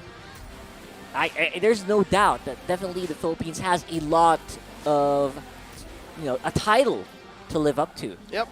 Different story though when you're talking about the women's division. Yeah, definitely. I believe the Indonesian ecosystem for MLBB is much more developed as compared to that of the Philippines, but they're catching up. They're catching up. I wonder what Cambodia has prepared against Team Philippines, because Team Indonesia, they put up this brick wall, right? But now going up against Team Philippines, which is I think a more well-rounded lineup, they won't be as aggressive. I wonder what the coaches have prepared. Yeah. Let's see once the draft does start. And correct me if I'm wrong, Leo. I think the coach coming in from Cambodia is actually Filipino. That's an interesting finding. I'm not sure what player import rules are, but I think coaching is a little more lenient. I think coaches can help in and pitch in, and then it's the players who actually have to be of Cambodian descent. That's right, or whatever local. the country was. Yeah. Yes. So same lineup for the side of Cambodia here.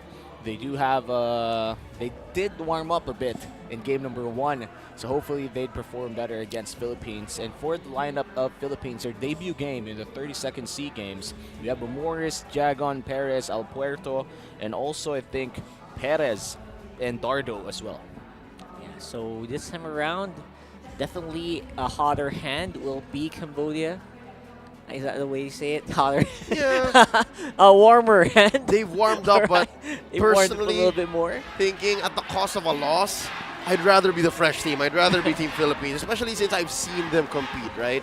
There's got to be some advantage there that Team Philippines can leverage. But yes, in addition to the hot hands, the warmed up team that is Team Cambodia, they have so many supporters. The Khmer are coming in droves. Yeah, earlier it was a little bit sparse, but now they are really ramping up the support here.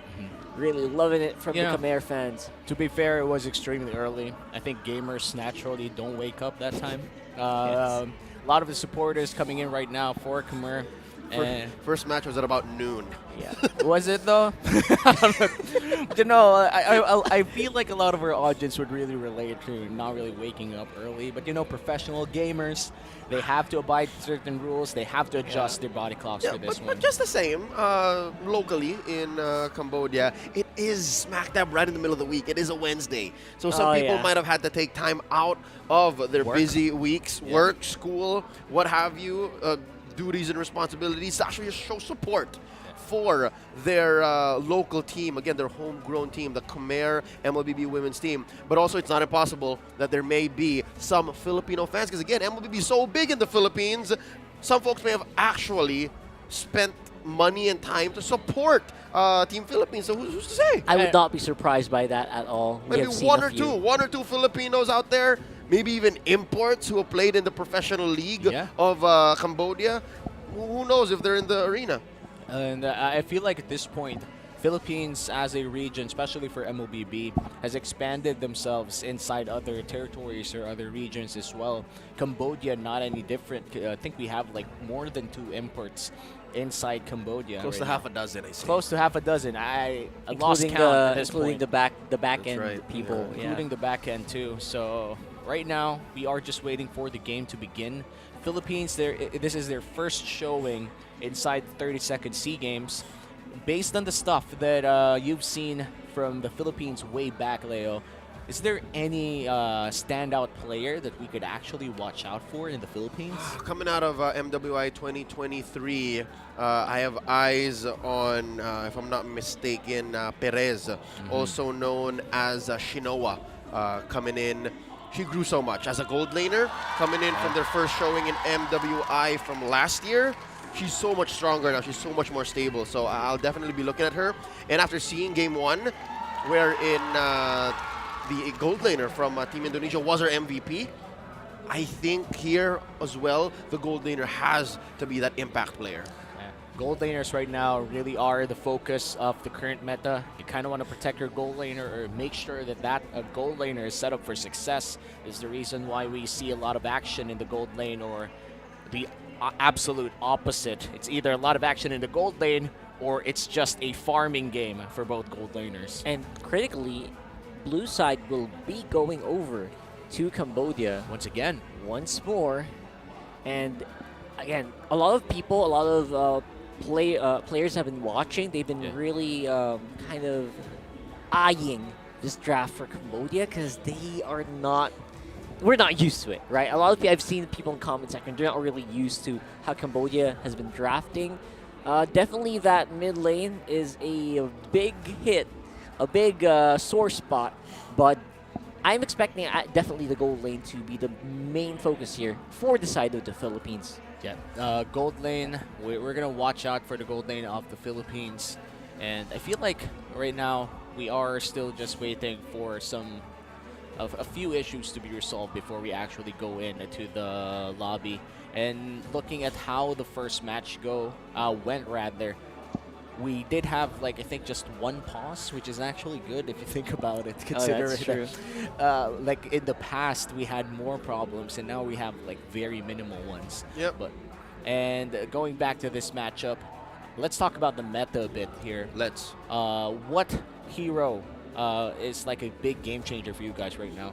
Carry. We were talking about how the gold lane is going to affect a lot of what the game might look like. Carry is hot. Again, across MPL Philippines and MPL Indonesia, and as well MPL KH. Carry has to be a force to be reckoned with, and I think it will be a big deal here. Because again, given how tank junglers are still the in thing, it's Carry who's actually really just able to win when you're talking about spiking up from early, mid to late. And I'm wondering if there's any availability of flexibility for the gold lane. Again, for the gold lane Lunox's, gold lane Harris of the world. I just keep thinking that might be the case here, but I think we might, again, my mind just keeps going back to that mid lane problem we have for Cambodia.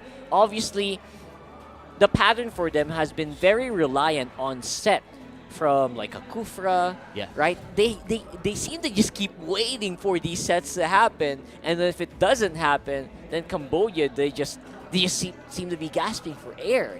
I wonder if that's also going to be true here in this game. Yeah, and let's see if ever they do switch up the gears a bit here. We do know that a lot of the setup tanks are in the meta right now, like the Kufra, the Atlas, or even the Lolita, are still available to take and not really highly contested in the banning phase. So it's going to be very interesting whether or not we're going to see them. And let's remind our viewers that we do have a Diggy global ban, which means the biggest counter to all those setup tanks is actually auto-banned, and you don't have to like put it in the banning phase for it to be out of the game. So I feel like using these certain tanks such as the Atlas or the Kufra would be really good for certain teams, mainly because the Diggy is out. And big shout-outs as well to our correspondent, also from our professional league here in the Philippines. That's Sona. That's what I was saying right now. It's not impossible that there were Filipinos in the room. And again, just given how big MLBB is in the country and the presence of MLBB delegates around the world from the Philippines, it was definitely inevitable. I have a hot take to say about the current metagame and how this game, this very specific best of one, might go. The fact that Diggy is off the board up until the specific date of May 16th, right? Yes. I think it benefits Team Cambodia. Oh, definitely. Yeah, Team Philippines has a large hero pool. When you're talking about that mid duo, there's so many things that the mid lane duo from Team Philippines can do, and the fact that the Diggy is off the board doesn't really affect them much. But for Cambodia, again, seeing that Chanta has an amazing Kufra, it definitely benefits them. Look at the home crowd just showing love to both countries. Says that Cambodia loves the Philippines. And I love all the... We're having a bestie moment all the right banners that they have right now. They're well prepared. They're well prepared to support their team, and I like how they edited it in a way that they feel like Korean idols. You know. That's right. Like it's like a girl group out there. Superstars in Cambodia. Well, I'm sure they are. I would not be surprised if there was a dance number ready, but definitely they seem to be still very, very competitive. You know, there seems to be a bit of a good mood around the area right now, and it's just a good fun time for sure for Cambodia. I am so jealous of Sona right now. Seems to be having the full blast effect of that friendliness in the area. He's just supporting the Philippines, and the best part about Sona being there as part of the Philippine correspondent is he gets a free batch of merch. I mean, if you're if you're a part of basically your home team, or you're Cambodian, you're Indonesian, you're watching the English broadcast, wouldn't you want like a whole set of your team's merch? Like, that's the national team merch. Not everyone could get that. I'll take any team's merch. I'll take any team's merch. In fact, if Cambodians were to give me like a entire set or just the shirt, I don't mind. Just the shirt is great. Just the pants, great. You have shoes, give me some. Yeah, I mean, if you were there, you could also do some jersey swaps. That's the thing I'm sure a lot of our players are looking forward to.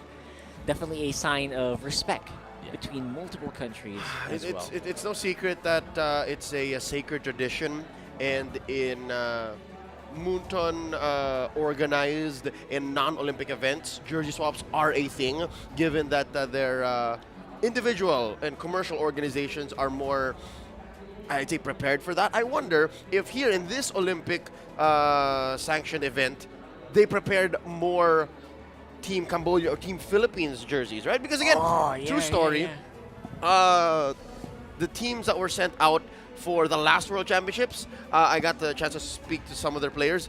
They packed somewhere in the middle of 5 to 10 individual jerseys themselves, solely for the sake of jersey swapping. I wonder if it's the same story here for these national teams. Yeah, who knows? At this point, I would say that in terms of value of the jersey swaps, I would say that, you know what, I'll stop saying it. Because I feel like if I continue this idea, I will probably say something bad. There's no stopping you. You know what? I'll say it. Oh. No, of course not, dude. Hot take incoming. Hot take Never incoming. mind. Never mind. I love You know, there's a warning. Here's the hot take. I do feel like whoever swaps with the jersey of the winning team has the better jersey value. Oh, yeah.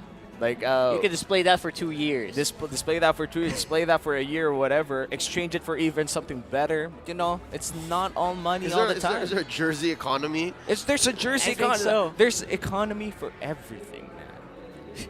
How do you know? How would I know? That's not wrong. You know, camera time is a currency on itself, and that woman just scored a few credits. That woman or the cameraman? The cameraman. Who knows? I mean, our production team on site. I would not be surprised if the Indonesian sniper was on site. The Indonesian sniper. Yeah. Oheb. Oh wait, no. No. My bad. The cameraman. The cameraman. Hey, all right. Now that we're on the topic of production staff, right?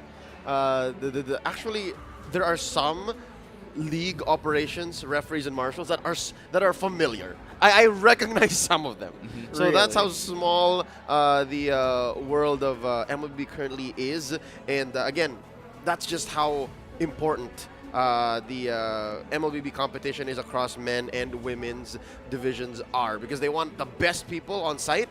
And yeah, besides the snipers, as we say, the cameramen that find the best moments, the most important moments amongst the audience and amongst the players, are even the marshals are on site. Like, those are some of the best that Cambodia, the best that Malaysia, the best that Indonesia, the best that the Philippines can offer. Yeah, so far I feel like that's so cheerful. He seems to be listening to a very, very cheerful track. I don't know, man. for Philippines, we're just honestly looking at the Philippines right now. I feel like they're already just raring to go. Like, they don't even notice the cameras anymore. They're like, cameras? She wants to punch through the lobby already. I want to punch through the lobby and play this already. And this is a best of one once again. So if I think Cambodia loses this, Cambodia's out of the tournament, which is a real shame considering that they're the home team. And that's what's making this anticipation all the more, I'd say, nerve-wracking for Team Cambodia. Yeah, look at these ladies. They're zoned in. They're waiting to get in. They just want to draft. They just want to try their best right now. They want to put their best foot forward, because this is it. Do or die coming up. Do or die for Cambodia. And you know what? In those do or die moments, the Philippine representatives are from an organization known to really, really ramp it up when they are when they're at the precipice, when they're closer to die. closer to the end, yes. right? So, yeah, I don't know if you know the venom, if you know the lason, as they say here in the Philippines. They definitely got some of that blood going through them. Let's see if the Philippine team does have that inside of their veins. I feel like they do take like scrims against their brother teams or their sister teams. Yeah. Surely they have practiced a lot for this tournament and they're prepared really well to face off against Cambodia and Indonesia in Group A. And looking at their jerseys, I do think that this is I wouldn't say like a huge upgrade, but a big upgrade from our last year's jersey. Same designer, I would say. Like same designer, Miss Danny Rogachon, does have a few new touches on the jersey right now. I feel like I saw that post, right, where she was like explaining the individual what do you call that? Design elements. Wow, design elements that you put into the work here for our squad. Obviously, blue, very royal, right? Very royal colorization. Yeah, that's why we're wearing red right now. We're not royals. We're not royals. We're We'll just never be common men. royals. Common men watching the best women play MLBB. Yeah, it don't run in our blood. Yeah. Yeah. Sorry, guys. We're actually just waiting for the game to start as well. I am so excited, so pumped up, because I thought for a moment I saw Kyrie. Sorry. Well, the pictures are they show Look at anyway. that. Is this the Philippine team for another esport? No. I think they're also Cambodian teams. Oh, they're also. I think we're a Cambodian. little bit outnumbered on the venue. Oh, definitely. I mean, they're in the We're home soil absolutely- of Cambodia. If it were the other way around, they'd be outnumbered in the 99% Philippines. outnumbered right now. But that's fine. That's fine. Like the bigger they are, the bigger they are. You know? It doesn't make sense. That's how the Oh. saying goes. I That's think. how the saying I'm goes. sure. That's how the saying goes. Yes, the bigger they are, the bigger they are. Again, seeing how we're waiting for this matchup to start and for the draft to begin, imagine the anticipation that the players are going through. Hell, even the audience. You see how they're all just waiting. Some of them are getting to a bit of work. And here's what's interesting: some of them aren't even used to the cameraman just pointing at them. So yeah, I'm guessing some of them aren't. Look at that. whoa, Big whoa, whoa. Tito. What's this? that? Who's Is that that? food? Is that our food? Yeah, they're showing Filipino food. They're showing Filipino flag as well. Yeah, it's the legendary Marlon Marcelo with Mr. Jobert Yu, of course, part of our delegation over there. The in Filipino Philippines. delegation. Yeah, the Filipino yeah. delegation. So far so good. I feel like they seem to be in good spirits. Yeah. So that might mean that they've also had some pretty good results offline or behind the scenes. Hopefully they have seen success for their team here. This is a pro player from Cambodia. Yeah, like There it I is. recognize that face. Very Yep. very unique facial features. Yep, from see you soon. See you soon. Wait, what team is Naomi again? That's from Vietnam, That's Falcon. right? That's That's from Falcon Myanmar. from Yeah. Vietnam. Oh, Myanmar. Yep. Myanmar, and they're also just waiting. But I feel like we're not gonna wait any longer. It's just gonna be a minute before we go into the draft. Finally, we are entering this best of one between Cambodia and Philippines. It is home soil Cambodia, do or die. If they're able to secure a win here, they could potentially force a three-way tie. And if they lose, they're out. Time of to the lock that. 32nd Sea Games. Time to lock that fanny, bro. It's at best, worst case scenario. This is it for Cambodia, right? If ever you do force a three-way tie, you're still gonna have to fight for tournament life. Are we gonna have an extra Sir. game for that? I think that is there a Likely. possibility of that? Yes. Yeah, there is. It's Isn't it? there has to be a way to break that tie, and of course Indonesia will still play against Team Philippines Yeah. later on.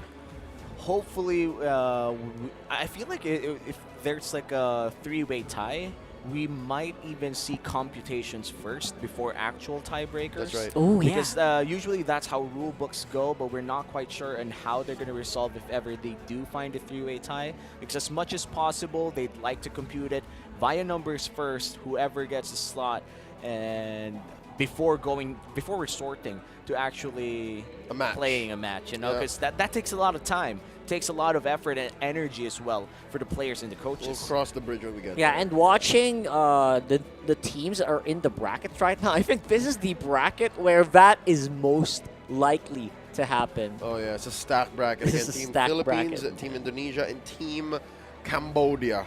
Yeah. All of them have quite the risk at stake. Here we go. Finally, inside the draft, the Ling and the Eve banned immediately for the side of Cambodia, playing once again in the blue side. Cambodia And for the doesn't- side of the Philippines, in the red side, the Joy and the Wan ban. We already know this is the template when you're in the red side. Cambodia doesn't like the Ling. They don't like the Eve either. Interesting. One of which is likely to come out. The other, I don't know why. They're so afraid of that Ling. That Ling isn't even a hot pick in either the Philippines or Indonesia, so maybe it's more of a a national thing for them, right? Again, I mentioned this before the broadcast started. Different nations, they kind of really gravitate towards specific heroes, and maybe that's just how they play around in their area. Yeah, and this Ling is actually their first ban. So as you said, Leo, it's kind of weird to see it very early on. And their final ban would be the Valentina that we did see in play in the hands of Indonesia in Game 1. Yep. But now they're up against Philippines. They don't want any of the Valentina to happen once again. Take out the Fanny here. Team Philippines just take out the Fanny Fanny out. and then go from there. Oh, Fanny open. Okay, leaving the Fanny Uh-oh. open for Cambodia. Let's see if they go in for that confident pick. I do feel like Fanny is one of those picks that if you can't play her well, you shouldn't even try. And I gotta know if the Philippines is ready to pick that up. Because right now, it's looking like with a pick of the Faramis, that's gonna look more unlikely. Nobody wants to play the Fanny right now. I feel like they're too... It's a little bit nerve-wracking to play Fanny. It is such a big stage. Looks like Arlott and Fredrin will be locked in for the side of the Philippines. We talked about this earlier. The Arlott is one of those heroes definitely game-changing inside the current meta. Yeah, he has one of the most steal-worthy ultimates as well for a Valentina. That final slash just tilts the tide in favor of either team, depending on how you use it. Alapo on Cambodia's side, though, that's like saying something. Seems all right. They want to go toe-to-toe against Team Philippines' Arlott pick, and that makes sense. Again, compared to the last game's XP lane matchup, the Glue and the Yuzhong, here you can expect for these XP laners to clash swords. Now, with this Farsa pickup, I think Team Philippines handily won the first phase. I actually like how the first phase went here for Team Philippines. Yeah, for Cambodia, it's like very reminiscent of match number 1's draft, right? Yeah. They almost just straight up answer whatever the opponent picks up. You get a Fredrin, you just go straight for a Martis. Very reactive. You very get reactive. an Arlott, you get a Lapu Lapu. Yeah, very active drafting phase coming in from Cambodia. And looking at the bans, looks like they're going to focus on goal lane here. Philippines taking out the Mozkov. We did see the Mozkov in the hands of, I think, Shell from Indonesia in game number 1. Stellar performance, even securing that MVP. Philippines maybe already practicing for their upcoming match against Indonesia, but they can't think of that yet. They have to beat Cambodia if they want to. Yeah, Philippines definitely were watching in the previous draft, though. They saw maybe the usage or the comfort that we saw from Pit Marina on that Martis, and maybe they thought, you know what, that girl's risky. Yeah. We should not let that fall in the hands of the gold laner of Cambodia. Atlas banned out for the side of Cambodia. It's this like I mean, Atlas is really strong considering with the Diggy Global ban. Yep. Leo, what are your thoughts about this banning phase? I think it makes sense that Team Philippines are banning out the gold laners because they will forget first dibs on the clapback in the second phase. As for Team Cambodia, if they decide to, they can ban out the Claude here because Team Philippines is going to get their hands on it. Yeah, the Claude is so good here against Team Cambodia's first phase. Yeah, and the Claude could also be the Melissa if you think about it.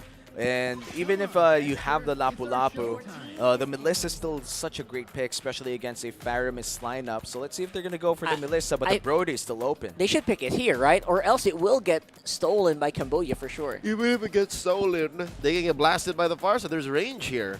So Team Philippines can think of two things. They can pick it here because they really want to secure it, or they can bait Team Cambodia into getting it and then just give it hell on the clapback. Like, because again, the Farsa. Yeah, the that's Arlot too. Honestly, winning matchup. the Arlot final slash could reach inside the go away. I mean, if Philippines wants, they can also pick a Franco to reach into that back line. True. So they're going to lock There in it is. the Melissa for the side of Philippines. We're gonna play Now, around. Cambodia, what will you respond with? Brody's still open if you want to have some range advantage against the Melissa. I've been watching a lot of Leslie. I like Leslie. Yeah, I mean, Leslie's fine. But yeah, the only problem is late game. The late you know? game, yeah. I obviously Brody is the and the carry is the straight answer, but is the carry banned? No, it's open. So those are the obvious picks, but will Cambodia go for it? Yeah. Oh, man. Carry's the next best. But Farsa, though. Unless you decide to go into the side lane mages. True. Okay. What's stopping them from doing There's a so? carry. Okay. You know what? I would have been way happier with Harith, but looks like they're going to go for the safer route. Ooh. The carry and the Lolita. This is actually amazing. Yes. Blocking the muddles coming in from this Melissa pick. It's pretty perfect, isn't it? That's a perfect answer. I mean, if we're talking about being reactive, Cambodia, they're doing it the right way, especially with that last pick. Yeah, but I'm afraid of that Lolita's ult getting cancelled. Not much Numinal Blast coming in from Chanta, given that it can be stopped by the Farsa passive. Or the by, Arlot. Or the Arlot, the final That's slash, or the Fredrin coming in. Oh, not even thinking of what might show up here as the roamer.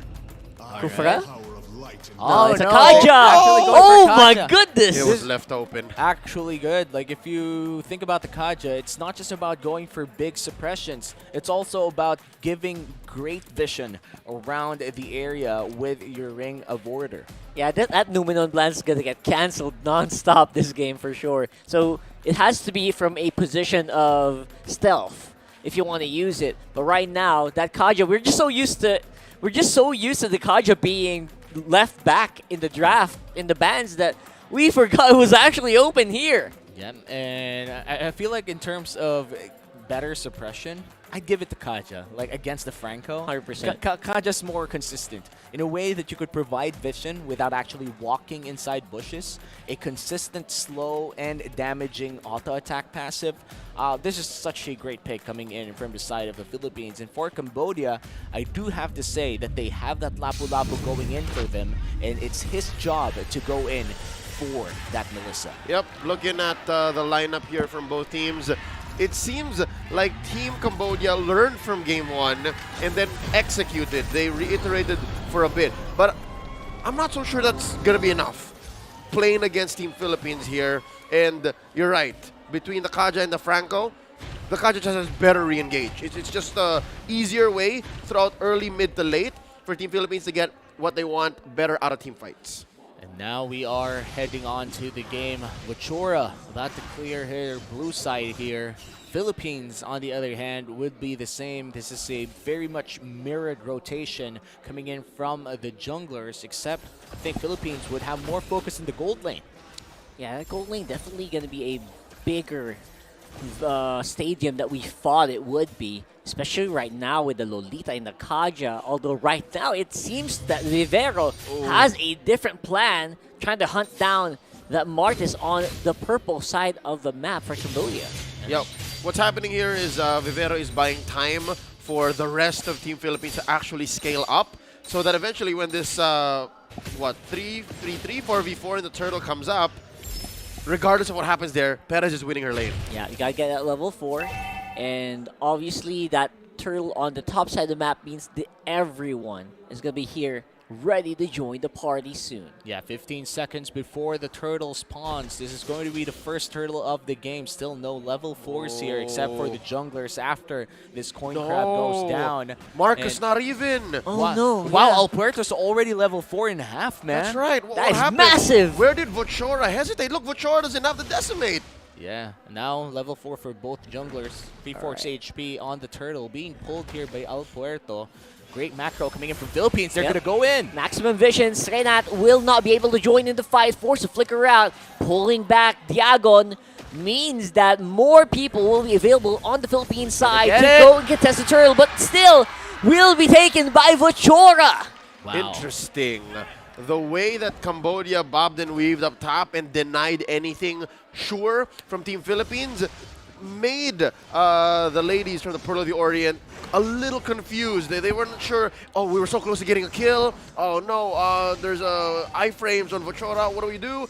And Cambodia punished that confusion.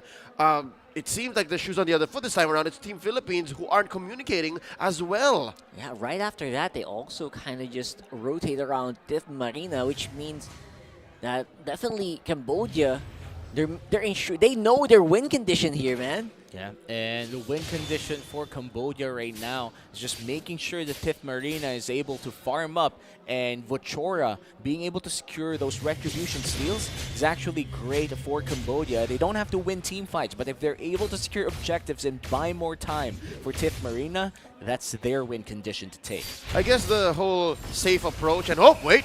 Yeah, no safety will be available here as Philippines takes first blood in the mid against Cambodia. Now, Chanta and Vochora, they're also kind of ready to take this fight if they want to, but considering that their mage is pretty far off in the base, they will decide against that. All right, despite the lost exchange on the turtle, it looks like Team Philippines not exactly off the board just yet. Yeah, they didn't secure anything in the first engage, but they did get a first blood on Rathiani. And good news is, that's a mid-Faramis. It's a lot more important than actually getting a kill on a roaming Faramis. Yeah. So, Team Philippines, off to a great start. Yeah, and also a relatively good start as well for Perez, where she also has her corrosion sight relatively early, around 3 minutes. So that means that the gold lane actually really, really good right now for the Orient players. Tiff Marina going down.